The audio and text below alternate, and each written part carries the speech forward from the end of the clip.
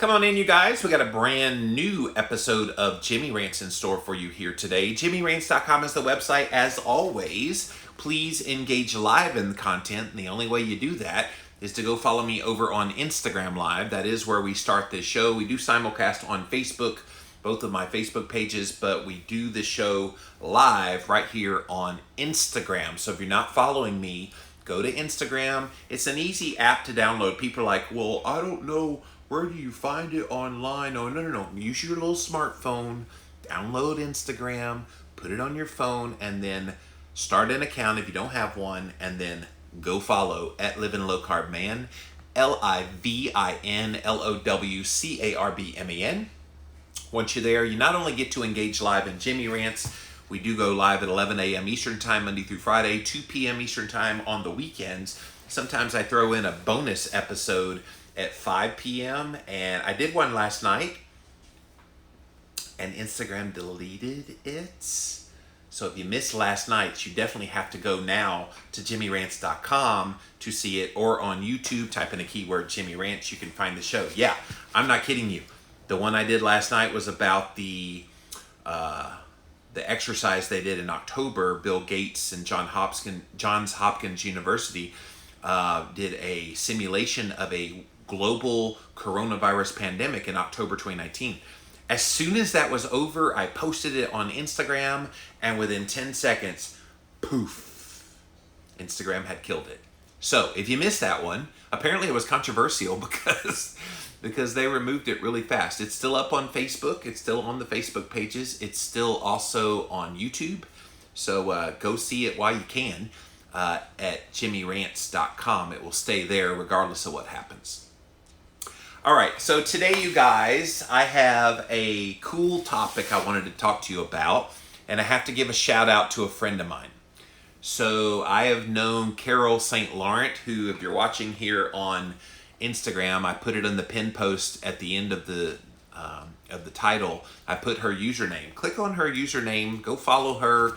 She's doing some really great things, but she's been a good friend of mine. We met kind of funny-wise. We were both on the way many years ago now to a paleo conference, and we live in the same area. I live in Spartanburg, South Carolina, and she lives south of me, and we were going to the same airport, and we were like literally a few feet from each other, and she looks over at me and she said, "Are you Jimmy Moore?" And I was like, yeah, I hope that's the right answer, because you never know these days. And they were, "Oh, hi, I'm Carol. I love your work," and da-da-da. And we ended up becoming really good friends from that. And so Carol's been a longtime friend. She heard me recently on the Jimmy Rants talk about my beauty care, that yes, I'm a dude, but I like to clean my face and use masks and things like that. So she was so sweet to send me some samples in the mail, along with a really nice letter of the Beauty Counter products. And I have known of Beauty Counter for a little while. I think they're doing some fabulous work. If you're not familiar with them, they are one of the leaders, if not the leader, in natural beauty care products, trying to help people get off of the chemical-based ones that you find typically in the stores. And so she alerted me, had a really nice letter that she wrote to me. She said, in the U.S., personal care products are not under the authority of the FDA. Thus, it can be, there's no power of recall when they're found to be defects. The last time any significant legislation was enacted in the beauty industry, including personal care products, was, hold on to your hats, 1938. Think about all the beauty care products that have come out since 1938. And we haven't updated the legislation to kind of oversee this. And so she was telling me manufacturers don't even have to declare any ingredients. Many products have ingredients that have been banned in the European Union long ago. 1,500 ingredients have been banned in Europe for failure to prove safe or cancer-causing. In the US, we only have 30 by comparison. In Canada, it's just marginally better with 600 banned ingredients. So she was telling me about this legislation that I wanted to tell you about here today on Jimmy Rants, called the Cosmetic Safety Enhancement Act. And the founder and CEO of Beauty Counter, Greg Renfro, has testified before Congress to push for this because beauty care, in case you haven't noticed, is kind of a mess. I remember when I first started getting into kind of beauty care products and mostly like facial scrubs and things like that, when I was in college was when it really came on my radar. I remember going to like Walmart or some other store like that, and you'd go in that section, you see this morass of all these products. And they all have health claims, and they all have, oh, we're going to do this for your skin and do that for your skin. And my favorite product that I always liked to use was the St. Ives Apricot Scrub because I liked the smell of it. It had these little beads in there that I thought were apricot seeds. And imagine my horror when I find out that those seeds were actually shards of plastic that they had put in there. So they do a lot of misleading marketing when it comes to these beauty care products. And that was the first time that I really had my eyes open to, oh my gosh, how many people are getting bamboozled by this kind of thing. So Carol was telling me in December, this act was first introduced into Congress. It's still not passed yet, you guys. So definitely if this is something of concern to you, reach out to your lawmakers, your congressmen, your senators, and let them know this is important to you to get this passed. So anyway, Carol continued in her letter that she's trying to educate people. And so she recommends her clients go to this website. Definitely write this one down. It's very short, ewg.org. And you can see the safety of all the products in the personal care realm. So if you're concerned about any kind of safety issues with the products you're currently using, ewg.org will help you kind of cut through the mess. So it's everything from shampoos to body lotions to facial cleaners, everything. So that spawned the idea, and again, thank you, Carol, to talk about this here today. And I found a whole bunch of articles all about this that I thought would be educational. Now, I know we're all thinking about coronavirus, COVID-19, but guys, life is going on. Life is continuing. When COVID-19 is over, there's going to be stuff going on in the world that we need to be aware of. And I think this is one of the important things because a lot of women especially are using willy-nilly products, not realizing that what they're doing might be causing them more harm than good. So this is what I try to do here on Jimmy Rants, bring you topics that you might not have heard about that I think are of preeminence importance if you care about your health. So this first article is from Yahoo Finance. The beauty industry in the U.S. is the wild, wild west. The global beauty industry is $320 billion. It's one of the fastest growing categories in consumer goods. It's an industry that grew 4% in the United States alone last year, and it's largely unregulated.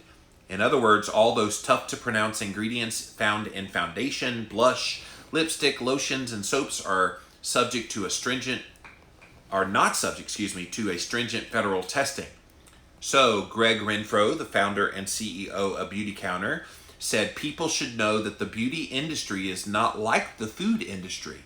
Like, think about the food industry. The FDA controls everything about your food. In fact, they have this designation of generally recognized as safe when the new ingredient is introduced in the food industry. There is no such GRAS, generally recognized as safe, message when it comes to beauty care products. Isn't that shocking? Because literally, think about the biggest organ in your body. Your skin. And people don't think about how it absorbs anything you put on it. So think about all those lotions you put on and the shampoos and the facial cleaners. Do you care about what's in those things? Do you know that you're absorbing those things? Because if you didn't know before now, you need to know now, which is all the more reason why you need to know what's in these products. And if you don't know what's in these products and you don't realize that a lot of the things that are allowed to be put on Walgreens and CVS and all the other places where you buy beauty care products, if you don't realize they're allowed to put anything in there, even things that are known carcinogens, I would think you would want to care, which is why this Cosmetic Safety Enhancement Act was introduced in December. And it's still not passed, but we're hoping that this will be taken seriously and they can actually get this legislation through. Calls from consumer groups and entrepreneurs are catching the attention of lawmakers, so they've actually introduced not just the Cosmetic Safety Enhancement Act of 2019, they also have another one called the Safe Cosmetics and Personal Care Products Act of 2019. The House Energy and Commerce Committee Subcommittee on Health had hearings about this on reforming the cosmetic industry, and Renfro from Beauty Counter says it's long overdue. 1938 was the last time it was updated. That's just amazing to me. Like all the technologies that have changed in the world, number one, but never mind in the beauty care industry itself. Like think about all the chemicals that have come along since 1938. And we've just been like, okay, yeah, whatever. Okay, yeah, you might get cancer from that, whatever. Like really? Like who thought that was a good idea? So Renfrew is calling for the U.S. Food and Drug Administration, the FDA, to step in. The FDA has no ability to screen ingredients before safety products or for safety before the products are on shelves. They're not able to recall products when there are known things that are harmful to health, and they are not regulating what claims are being made on the labels that we're all using every single day. This is something I know that a lot of people are getting into now because we've cleaned up our diet, especially those of you that have eaten keto and carnivore. You've cleaned up your diet, you see great improvements, you're trying your best to now do everything you can to be optimally healthy. I'll tell you where this hit home for me was in underarm deodorant. And I remember I used to use pretty heavy an underarm deodorant that had aluminum in it. And of course, I had no idea. All I knew is that the version of underarm deodorant that I used would keep me from sweating, which I had a bad habit of, and stinking, which no guy wants to stink. So, no reasonable guys wants to stink. There's some guys out there that want to stink, not Jimmy Moore. And so I remember going to get a toxicity screening. I forget what it was. I'm in the health world, so I get all kind of tests done. And it came back like 5 times the limit for aluminum in my blood. And I'm going, what in the world? Where in the world am I getting aluminum? And it turns out it was my underarm deodorant. Just simply putting that on every single day got absorbed through the skin, and now I have toxic levels of aluminum. This was like 5-6 years ago I discovered this. Aluminum in my blood. So I had to start doing some chelation therapy. I took this thing called EDTA to try to clean out some of those heavy metals. And today I use only natural versions of underarm deodorant. I try several different ones, and I notice even in CVS and Walgreens now, they sell the natural ones that are aluminum free. And there's some good brands out there. There's some not so good brands. Just kind of keep tinkering around till you find one that works. I have one that works, and yes, it's more expensive than the ones you could buy that have aluminum, but I'm not getting that toxicity anymore because unresolved heavy metal toxicity can actually lead to some health problems apart from your diet. And so I'm glad I cleaned that part up, but this is where it kind of came on my radar screen. Oh my gosh, like these ingredients that they're putting in regular, everyday personal care products, you have no idea what they're allowing in there. All right, so there are a group of never things that you should have, and I'll get into some of that here in a second, and so you'll know what the ingredients are to look for. The main thing is, if it's sold in a regular store and they're not being real clear about being natural, you're kind of, like he said earlier, you're kind of in the wild, wild west. You don't really know what you're getting, which is why I think companies like Beauty Counter are doing a good job. I'm not affiliated with them in any way. My friend Carol St. Laurent is someone who is affiliated with them, so definitely click on her name when this is over. Go to Carol St. Laurent over on Instagram. I'm sure she'd be happy to tell you all about Beauty Counter. But there are companies that are popping up trying to respond to all this kind of craziness that's out there. The cool thing about this legislation, you guys, is it is bipartisan. There are people from both sides of the aisle. This isn't a Democrat or Republican issue. It's a health issue. And when it's our health, you would hope that they would come together. All right. You want to know what the never list is? I've got the never list. This is the list of the ingredients that you never, ever, ever, ever want to see on anything that you're putting on your skin or on your body in some way.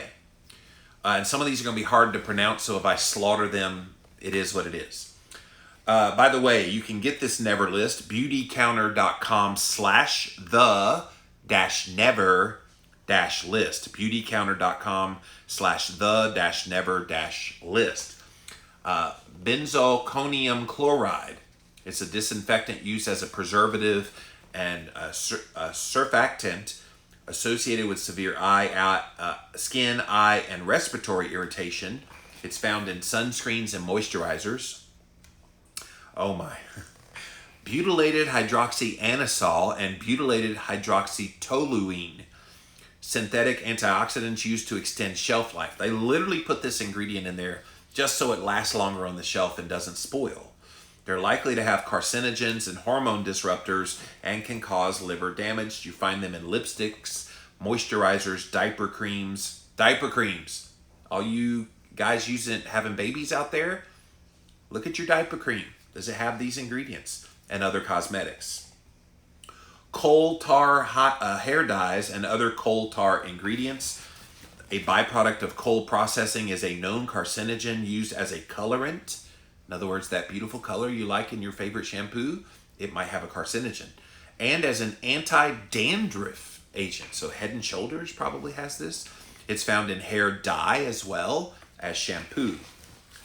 EDTA is a chelating bonding agent added to cosmetics to improve their stability, but it can be toxic to organs found in hair color and moisturizers. Now, EDTA in and of itself is not a bad thing. I just talked about how it helped chelate out the aluminum from my underarm deodorant, but in higher doses, yes, it could cause these issues that they're referring to.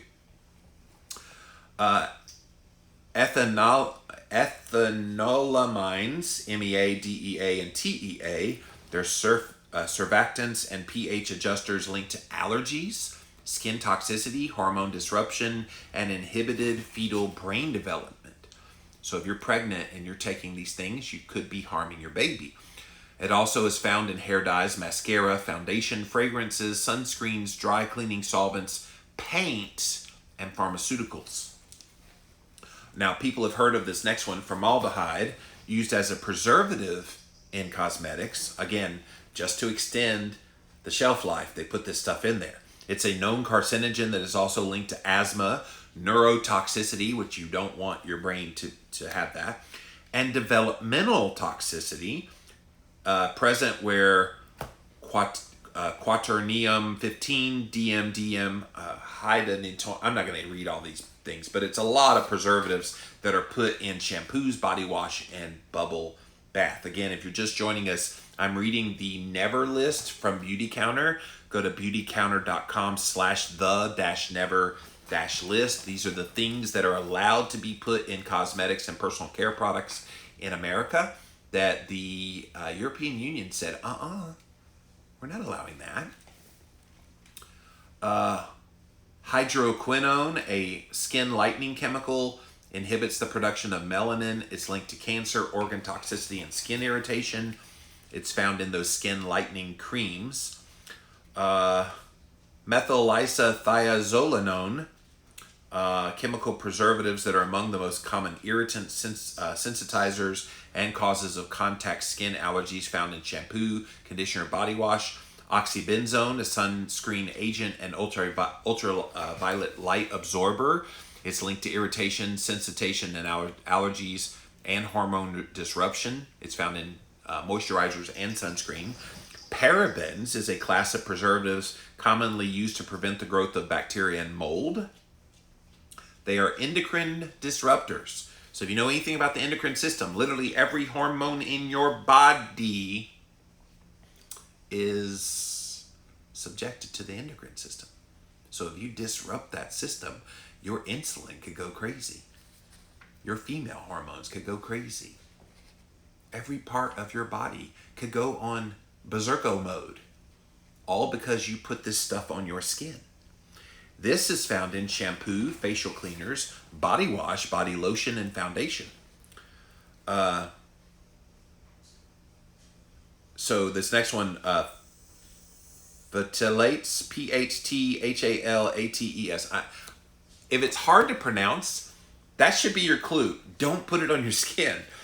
These are a class of plasticizing chemicals used to make products more pliable, also to make fragrances stick to your skin. So if you ever put on some kind of like a perfume and it's still there hours later, it's because it has this chemical. These disrupt the endocrine system and they can actually cause birth defects. So if you're pregnant and you put this on your skin, you're putting your baby at risk. It's found in synthetic fragrances, nail polish, hairspray, and plastic materials. That's another thing I got rid of.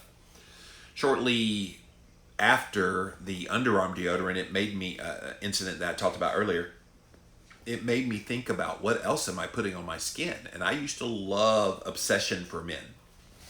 I would put that stuff on my skin and I smelled good. Like, I always liked the smell of it. And I remember it would stick with me all day, and I never thought about how that was maybe harming me. So after the underarm deodorant aluminum toxicity thing, I started looking at everything I was putting on my skin, and I got rid of perfume next, cologne next, and it was the best thing I did. I now use essential oils, put a little dab behind the ears and on the neck and on my body, and those are great. Just make sure you don't get like an essential oil that's hot. I did that one time with Thieves, and I was like rubbing it on my chest, and it got on one of my nipples and burned like hell. So don't do that. But you do find ways to use other things that are more natural. Nail polish, hairspray, and plastic materials also have this chemical. Polyethylene glycol, PEGs. They're widely used in cosmetics as a thickener, solvent, softener, and moisture carrier. Depending on the manufacturing process, they can be contaminated with measurable amounts of ethylene oxide and other carcinogens. They're found in cream, sunscreen, shampoo, among other things. Retinol palmitate. This is vitamin A palmitate. It's composed of palmitic acid and retinol, which is vitamin A. Data from an FDA study indicates that this applied to the skin in the presence of sunlight can lead to adverse health consequences like lesions and photosensitization. Various health agencies have raised concerns about this daily skin application of vitamin A creams, that it can contribute to excessive vitamin A intake, especially if you're pregnant and other populations of people that would be susceptible. Sodium lauryl sulfate are surfactants that can cause skin irritation, trigger allergies. A byproduct of this is a petrochemical called ethoxylation, which is used to process chemicals in order to make them less harsh. This is typical in shampoo, body wash, and bubble bath. Do you just buy any old shampoo off the shelf or body wash off the shelf? Hopefully me reading this never list makes you think, oh my gosh, every single one of these is in shampoo and conditioners and body wash. Hopefully it's a wake-up call. Synthetic flavors or fragrance. This is like in the food industry where they say natural flavor. It's kind of a catch-all. An engineered scent or flavoring agent may contain any combination of 3,000 plus chemicals, including hormone disruptors and allergens. Fragrance formulas are protected under federal law's classification of trade secret. Therefore, they don't have to tell you about it. It's in almost everything. So if you see something like synthetic flavor or synthetic fragrance or just fragrance, just know that's probably going to be a chemical you know what storm, right? Toluene is a volatile petrochemical solvent. It's toxic to the immune system, which right now we don't need anything that's going to be toxic to our immune system. Can cause birth defects. So again, if you're pregnant, you don't want that. This is primarily found in nail polish. And the last one, triclosan or triclocarbon, antimicrobial pesticides, toxic to the aquatic environment, may also impact human reproductive system. It's found in liquid soap, soap bars, and toothpaste. So guys, I hope I'm underscoring that this isn't just something you should, beauty products, whatever. It matters. And if we are about health, we should be about total health, not just what we put in our mouth, but what we put on our skin. And if the FDA is so anal retentive about making sure our food is safe, which I don't think they actually do, if they knew what the crappy carbons that they allow and some of the ingredients in the food supply, if they knew what it was doing to us hormonally and some of the other things, they would never allow some of the things to be put out there on the store shelves. But as bad as we think the food industry is, the cosmetic industry and the beauty care industry is far, far, far worse. I hope that's being underscored here today on Jimmy Rants. In December, Greg Renfro, again from Beauty Counter, testified before the House Energy and Commerce Subcommittee, speaking for millions of Americans. He said the FDA must do better to protect consumers, and now is the time to act. And so I'm going to try not to read all of this, but the main thing is he's one of many of these kind of natural beauty product CEOs kind of coming up, but Beauty Counter is definitely trying to lead the way. Let's see. So the two pieces of legislation are currently under review. And so that's kind of what we're waiting on at this point. Like we have these bills going through Congress, and they are doing their best to try to help people. And so here is kind of like what they're trying to do with this. So this was really good. I'm reading from Beauty Counter's website. First, we need a health protective safety standard. The current absence of any kind of federal safety regulations in the beauty care industry forces businesses like Beauty Counter to make decisions about the safety of ingredients. So isn't that interesting? The FDA has abdicated their role in this, in providing for giving good information based on all that we know. And because of that, they're having to circumvent the FDA and do this on their own. Now, the people that get Beauty Counter's products, which again, my friend Carol St. Laurent sent me a few of them to try, this is something that their fans will love, but then does the general public even know about this? So that's kind of the issue. We want the general public to know, because if they don't know, just like a lot of people don't realize all that crap junk food they're eating off the store shelves is not doing their health any good. A lot of people don't know that there is a difference between that stuff you buy at Walgreens and CVS than the stuff that Beauty Counter, for example, has to offer. A uniform safety standard is paramount to gaining consumer trust. We believe that how Congress defines what safe is one of the most important elements of this reform. Creating a strong safety standard in the bill, Congress has the opportunity to protect the health of American families while making sure business communities are kept up to pace with international markets. So this is already happening over in Europe and around the world. America is always, as much as we lead the world in a lot of ways, we are so far behind in so many ways. And this beauty industry, personal care industry is one of the ways that we're so way behind the times that it's not even funny. We believe that with reasonable certainty of no harm best reflects a public health approach that consumers can trust. Second, we encourage timely ingredient review based on all the best science. So if a brand new ingredient comes out, before it's allowed to be put in a product, before it goes out on store shelves, these companies putting these ingredients in products need to test the efficacy. I don't think that's unreasonable. Third, we support a user fee system that fully funds the FDA. So the FDA is going to have more oversight over this industry. There should be maybe a fee applied to the sale of products in the beauty care industry that would then go back into them being able to do the administration to do that oversight. I think people will appreciate that and would be willing to pay, 20, 30 cents more for the same product in order to have that oversight happen. Fourth, federal law must account for existing state protection. So a lot of states have taken it upon themselves to go ahead and clean up this. So then if the federal law doesn't honor some of those things, state will still take hold. And what's interesting, I have a political science and public policy background. So I know that when federal law becomes law, it supersedes any state law. And so if a state law has a really stringent protection, then federal law will overturn that. Well, the problem is if the federal law is weaker than the state law, then the state kind of goes, whoa, whoa, whoa, we like what we passed here and you don't go far enough. So there's some of those kinds of things that have to go on as well. All right. Trying to see if there's anything else.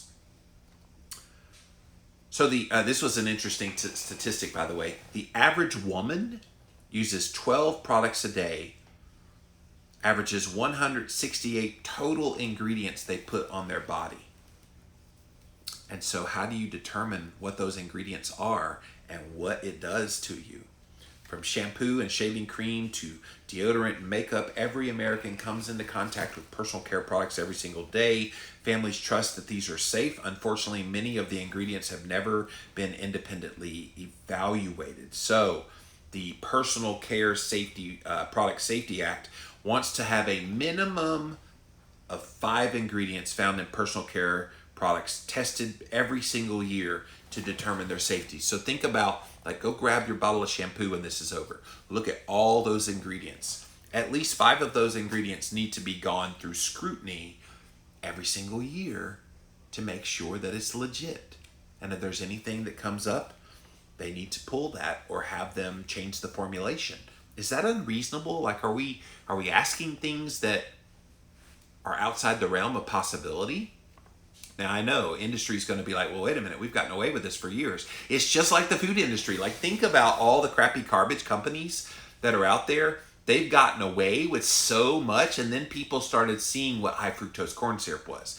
Then they start seeing some of these MSG and some of these other ingredients that, oh my gosh, we've gotten away with telling people that, not telling people what they are. Then when we find out what they are, oh my gosh, and they have to reformulate their products. It's the same thing in the beauty care industry. If passed, this new bill could usher in a new era of beauty, one that puts health first and ensures that everyone has access to safe personal care products. We want safer products to be accessible to all Americans, regardless of their socioeconomic background. This bill would require companies to do the right thing on behalf of the American consumer without the consumer having to self-advocate all the time.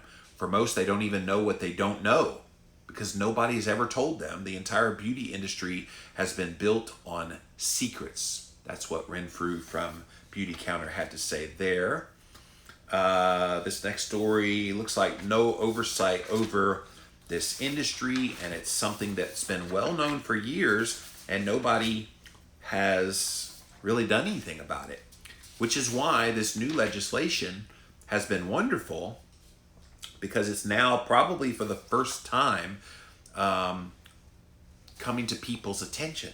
By the way, this bill is co-sponsored by a Democrat and a Republican. The Democrat is Dianne Feinstein out of California, and the Republican is Susan Collins out of Maine. And they introduced this in March.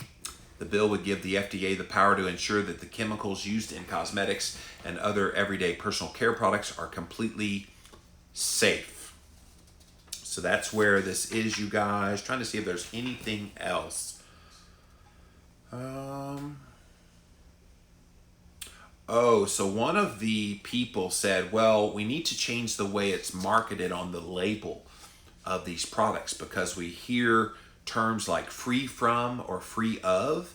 And what it's doing is it's unintentionally doing more harm than good in cleaning up the beauty products. It almost gives people a false sense of security as it's okay, that it's being marketed as safe and clean, it's non-toxic, free of chemicals, it's great. But then you look at the label and you see all these chemicals. So be careful of the marketing. And again, the parallels to the food industry with this is so amazing to me because they use slick marketing terms that really don't mean anything. And they use loopholes. Did you know in the food industry, if a product has zero point 0.5 grams of something or less, that they can say zero on the label? They can. In fact, a lot of them formulate it purposely with trans fats or sugar, high fructose corn syrup, something. They'll purposely go 0.499999 just to get below that 0.5 threshold so that they could put zero on the front of the packaging. Zero trans fat. And then you look at the serving size, it's so minuscule that you end up eating 6 or 8 servings. But because they say zero, people get this false security. Well, the same thing's happening in the beauty care industry as well. Not all natural products are good for you. Poison ivy is a natural product. Is that good for you? Do you want that in any of your beauty care products? Yeah, let me rub this Eau de Poison Ivy all over my skin. No. Someone makes a noise about something bad, consumers start checking ingredients. So it's very clear to say a chemical in and of itself is not harmful. There are a lot of times that the word gets thrown around to mean synthetic or bad. Water is technically a chemical, H2O. But yeah, this is something, you guys, and I think the big thing is how the European Union has already banned so many of the things that we use here in America. And some people might hear that and go, okay, well, they're just overreacting. Are they? Are they overreacting? The cosmetic industry has aggressively fought and advocated for maintaining the status quo, says Patrick Celestine, a federal relations counsel from the American Association for Justice. These companies and their surrogates have no real interest in being regulated in a meaningful way. Why would they? Why would they? Since 1938, there's been no new legislation when it comes to beauty care products.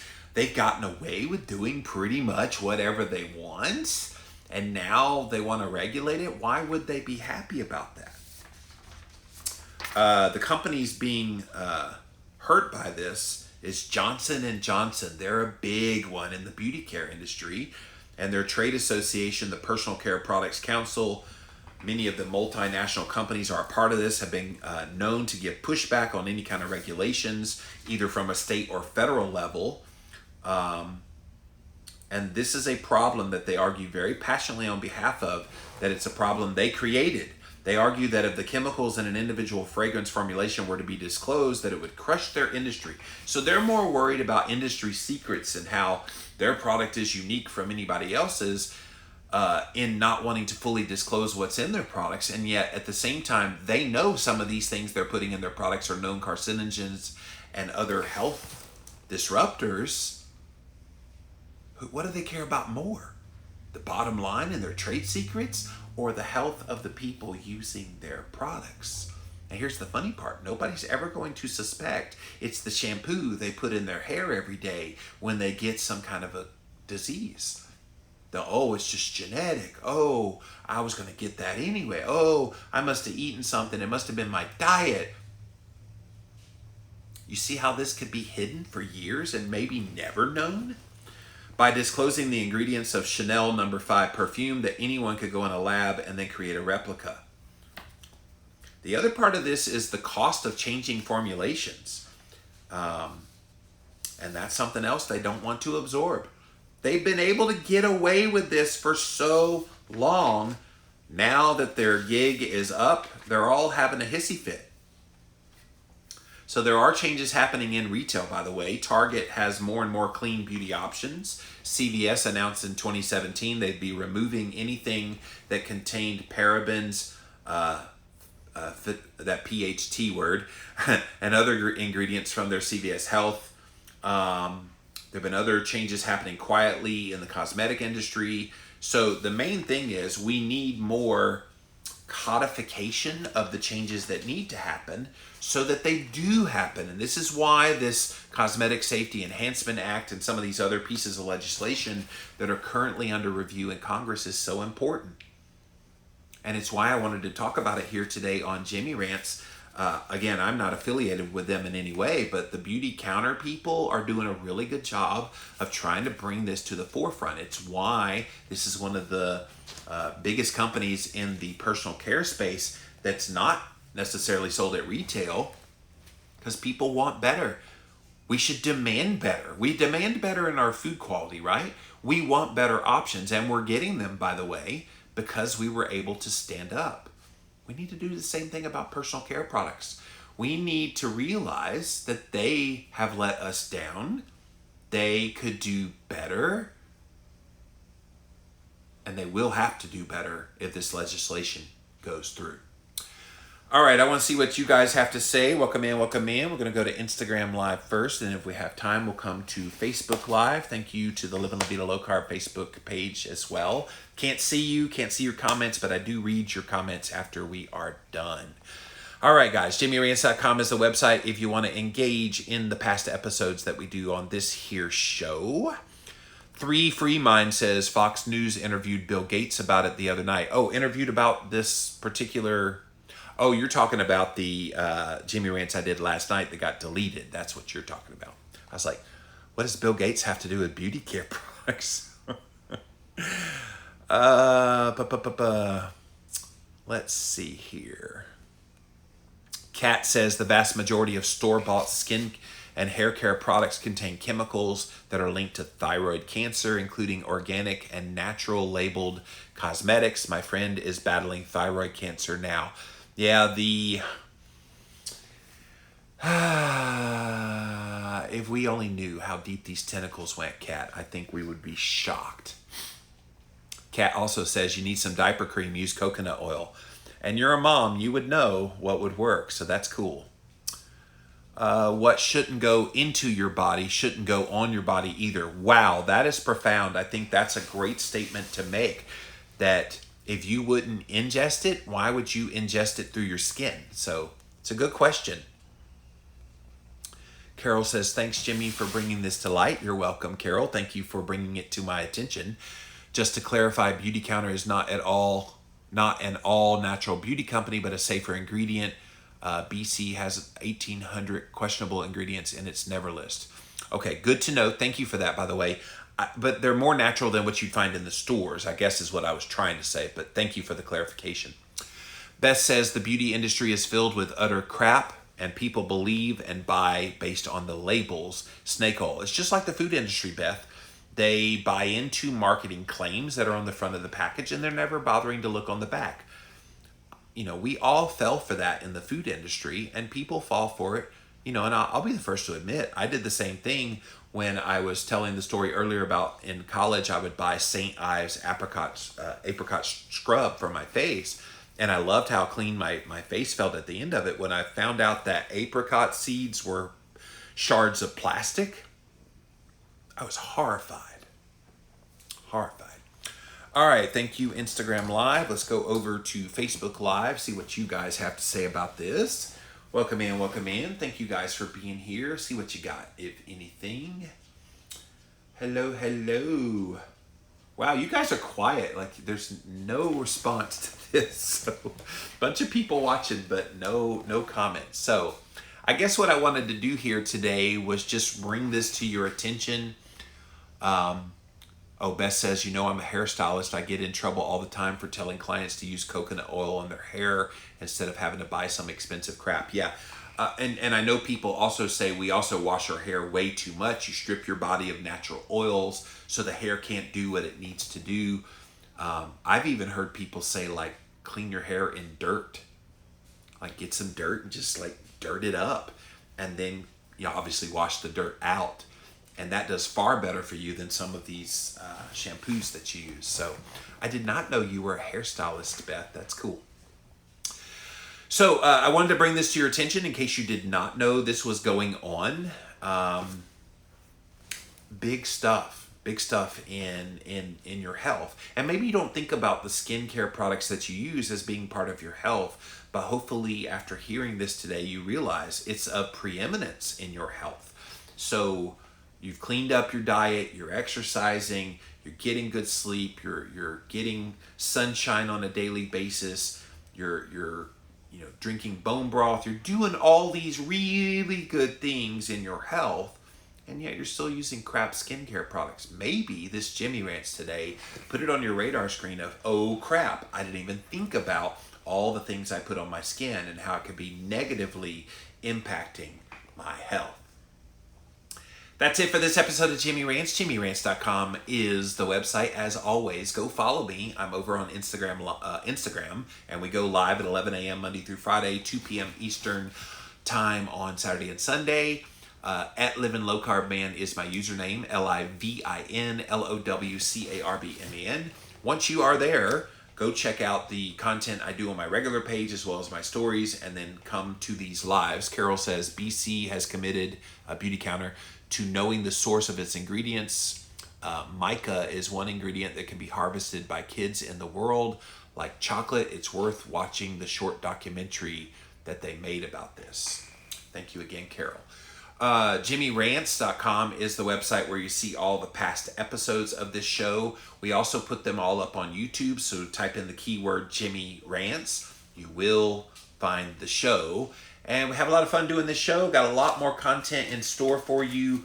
So I'm really glad you guys were here today. Thank you for being here, and we'll see you again real soon.